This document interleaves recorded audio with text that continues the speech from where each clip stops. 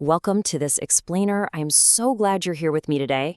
Before we dive in, let's just take a quiet breath, let your shoulders relax, and let this story carry you gently back through time.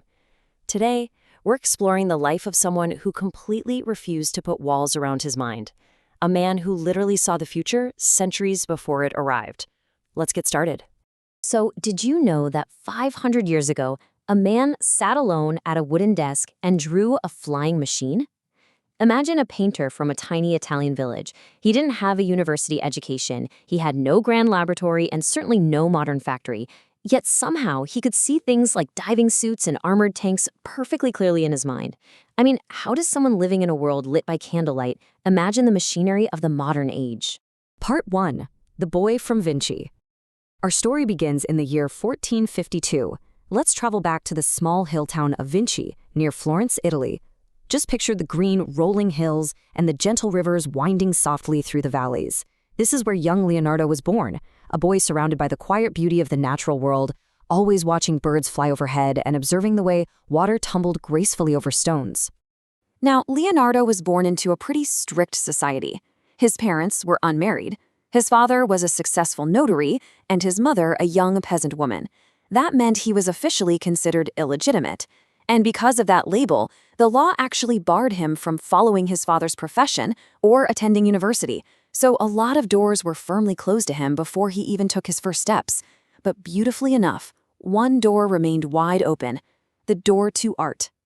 And through that door walked a mind of endless curiosity. Why does the sky change color? How do birds stay in the air? You know, most children ask these kinds of questions, and then eventually they just forget about them. Leonardo never forgot. He'd watch the way light fell on leaves. He carried his questions with him like precious treasures, turning them over in his mind, writing them down, and seeking the answers for the rest of his life. Part 2. The Renaissance Apprentice. When Leonardo was about 14 years old, his father sent him to Florence. At that time, Florence was arguably one of the most exciting, vibrant cities in the entire world. It was a place where ideas were constantly shifting. For a curious teenager like Leonardo, it was the absolute perfect place to grow. Florence was really the beating heart of the era we now call the Renaissance, meaning rebirth. It was this magical window of time when people began looking at the world with completely fresh eyes. They were studying nature, asking bold questions, and right in the middle of this buzzing creative energy, Leonardo became an apprentice in the workshop of the famous artist Andrea del Verrocchio. There, he eagerly learned not just painting, but sculpting, metalwork, mathematics, and architecture. There is a quiet, stunning legend from his time in that workshop.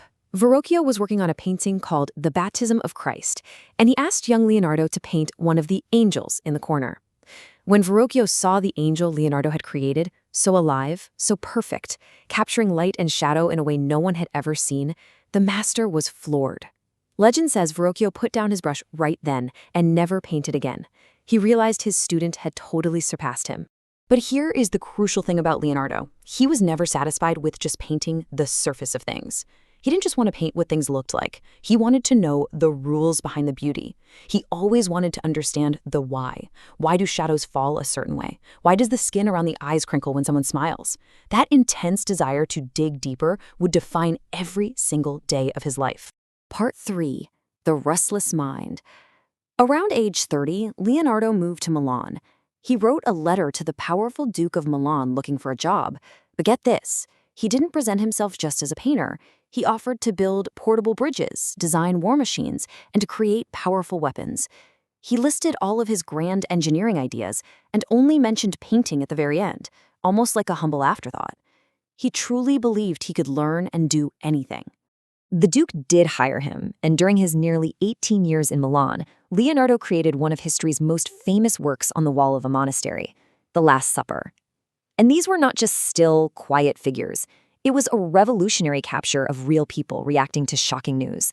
He painted the raw human emotions, the shock, the anger, the fear, the confusion, all caught in a deeply real, deeply human moment. Yet, his life wasn't just a smooth story of finished successes, because he left many projects unfinished. Like a massive bronze horse from Milan, society kind of labeled him unreliable, saying he promised way too much. But if we reframe that, we see a beautiful truth. The world was simply too interesting to him. His mind was moving so much faster than his hands could ever follow. One lifetime was just not enough for everything he wanted to understand.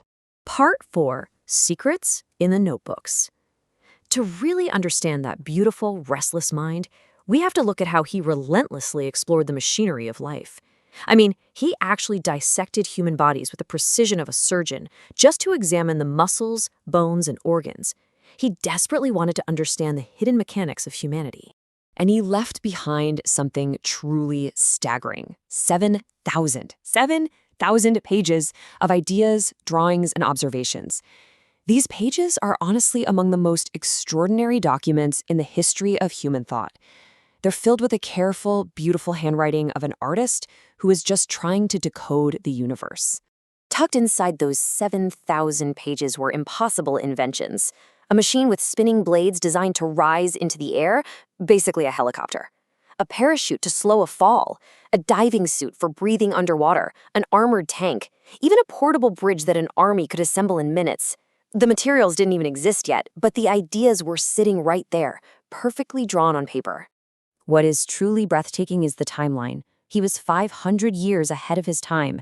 When 20th century engineers finally built some of these designs centuries later, they actually worked. The parachute worked, the bridge worked. The future eventually caught up with the mind of this painter from a tiny village. He also recorded all of this genius in a really unusual way. Leonardo was left-handed, and he actually wrote his notebooks backwards. You literally have to hold his pages up to a mirror to read them normally. Historians still puzzle over this today. Was it a deliberate secret code to protect his ideas? Was it just easier for his left hand? Or was it simply the natural way such an extraordinary, boundary-pushing mind worked? Part 5: The Final Masterpieces. As we move into the final chapters of his story, we arrive at the year 1503. Leonardo began working on a small portrait painted on a piece of wood not much larger than a sheet of newspaper. It was a painting he would carry with him everywhere he went for the rest of his life, never truly feeling like it was finished. That painting, of course, was the Mona Lisa. She has this gentle, mysterious smile that has captivated the world. There's just something in the soft way the light touches her skin, something so profoundly real in her eyes. 500 years later, millions of people still stand before it in long, quiet lines, just wondering to themselves, what is she thinking? Leonardo's journey was restless. From his birth in Vinci, to his apprenticeship in Florence, his brilliant innovations in Milan, to eventually feeling like a quiet outsider in Rome as younger artists started taking the spotlight. But in 1516, a life-changing invitation arrived from far away. King Francis I of France offered Leonardo a beautiful stone house near the royal palace, and the young king didn't ask him to paint or build machines. He simply said, "I only ask for the pleasure of your conversation." The king gave Leonardo a place of honor just for the pure joy of discussing art, philosophy, and the nature of the world. Part 6: The Power of Curiosity. On May 2nd, 1519, Leonardo died at the age of 67. But he wasn't just a painter, or an inventor, or a scientist. He was all of these things at once.